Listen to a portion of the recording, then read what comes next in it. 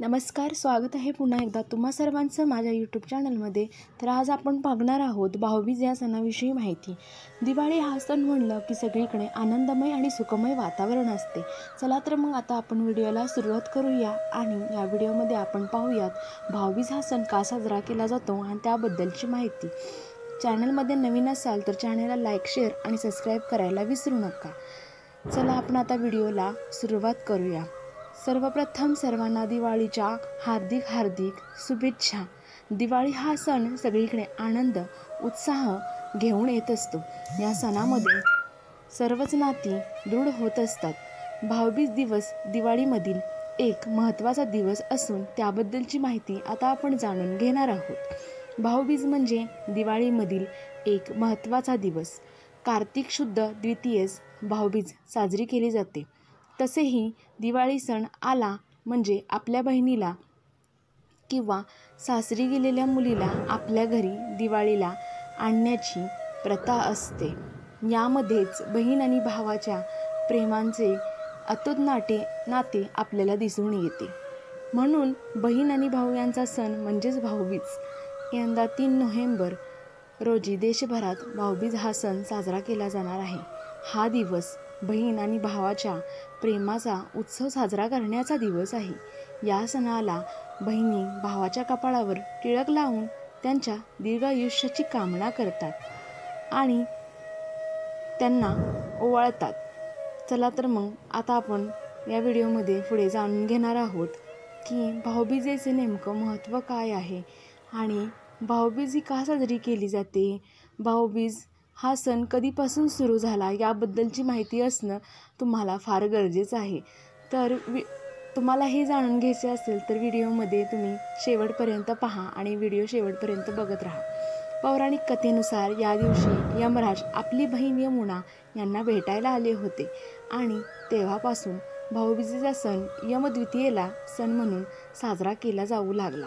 असे मानले जाते की एखाद्या शुभ मुहूर्तावर टिळक लावल्याने भावाला सौभाग्य प्राप्त होते आणि दीर्घायुष्यही मिळते. भाऊबीजेचा सण हा फक्त टिळकापुरता मर्यादित नसून भाऊ आणि बहिणीच्या नात्यातील गाढ आणि प्रेमही दाखवतो.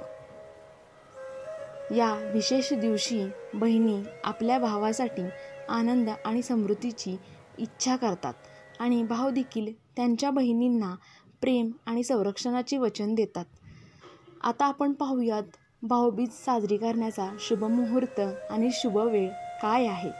कार्तिक महिन्याची द्वितीया तिथी 2 नोव्हेंबर रोजी रात्री 8:22 सुरू होईल आणि कार्तिक द्वितीया तिथी 3 नोव्हेंबर रोजी रात्री 10:06 सुरू राहील. अशा परिस्थितीत भाऊबीज हा सण 3 नोव्हेंबर रोजी साजरा केला जाणार आहे. या दिवशी सकाळी 11:39 सौभाग्य योग राहील. त्यानंतर शोभन योग सुरू होईल. म्हणून भाऊबीजेच्या दिवशी पूजेसाठी सर्वोत्तम वेळ आहे 11:45 हा असेल. या वेळेत तुम्ही भाऊबीज हा सण साजरा करू शकता. 5 दिवसांच्या दिवाळी सणांची सांगता भाऊबीजेने होते.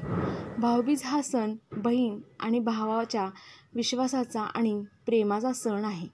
दरवर्षी कार्तिक मासातील शुक्ल पक्षाच्या दुसऱ्या दिवशी भाऊबीज हा सण साजरा केला जातो. भाऊबीज हा सण देशभरात वेगवेगळ्या नावांनी ओळखला जातो. हिंदीत ह्या सणाला भाईदूज असेही म्हणतात. हा दिवस भाऊ आणि बहिणीतील प्रेम आणि आपुलकीच्या नात्याचे प्रतीक आहे. मात्र यंदा भाऊबीज हा सण कोणत्या दिवशी साजरा होणार आहे याबाबत लोकांमध्ये खूप संभ्रम आहे. अशा परिस्थितीत यावर्षी भाऊबीजेचा सण कोणत्या दिवशी साजरा केला जाईल हे आता आपण जाणून घेऊयात.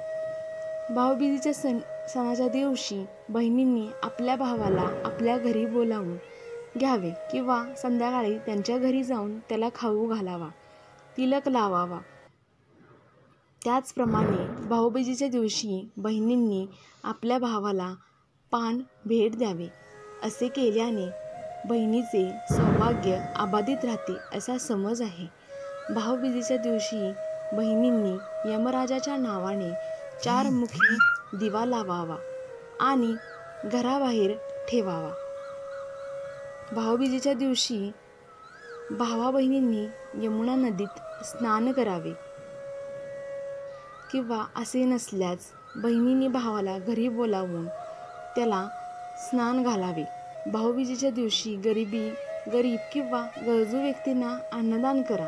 भाऊबीजेच्या दिवशी टिळक लावताना गंगा यमुनेची पूजा, यमी यमराजाची पूजा, शुभ्रदा कृष्णाची पूजा, गंगा यमुना नीर बहे, माझ्या भावाचे आयुष्य वाढावे असे म्हणावे.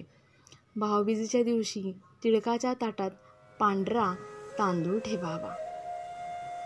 त्याचप्रमाणे टिळक ताटात सुपारी देखील ठेवावी. अशाप्रमाणे तुम्ही हे सर्व कार्य करू शकता. भाऊबीजेच्या दिवशी टिळक ताटात चांदीचे नाणे देखील ठेवा. भाऊबीजेच्या दिवशी आपल्या भावाला नारळ, साखर, मिठाई, सुपारी, काळा हरभरा याने ओवाळावे. त्याचप्रमाणे आता आपण व्हिडिओमध्ये जाणून घेणार आहोत की भाऊबीज साजरी करण्यामागे नेमकं कारण काय आहे.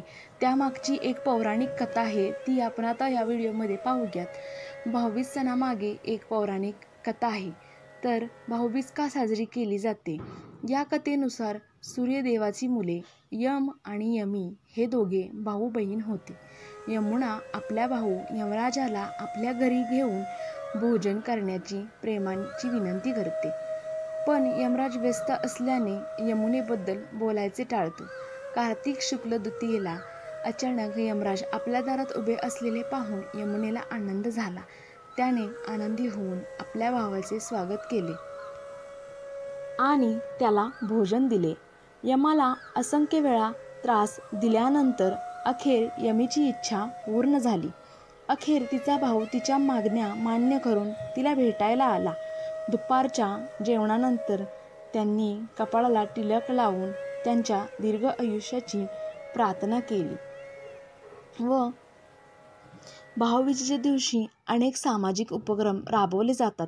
पोलीस कर्मचारी, अग्निशामक दलाचे जवान यांच्यासाठी भाऊबीजेचा सण कार्यक्रम साजरा केला जात आहे. कुष्ठरुग्णाबद्दल असलेले गैरसमज दूर व्हावेत म्हणून त्यांच्यासोबत भाऊबीज साजरी केली जात आहे. देवदासींना, भगिनींना भेटवस्तू दिल्या जातात. सणावारात सामाजिक उपक्रम करून त्यांचा आनंद द्विगुणित करण्याचा हा प्रयत्न असतो. सध्या कालानुरूप आणखीन एक बदल पाहायला मिळतो, तो म्हणजे एक बहिणीच्या घरी किंवा एका भावाच्या घरी सगळेजण एकत्र जमतात आणि भाऊबीज हा सण साजरी करतात. तुम्ही भाऊबीज हा सण उत्साहात आणि आनंदात साजरा करा. धन्यवाद. चला तर मग तुम्हाला हा व्हिडिओ आवडला असेल तर चॅनलला लाईक आणि शेअर, सबस्क्राईब करायला विसरू नका. पुन्हा एकदा सर्वांना दिवाळीच्या खूप खूप शुभेच्छा.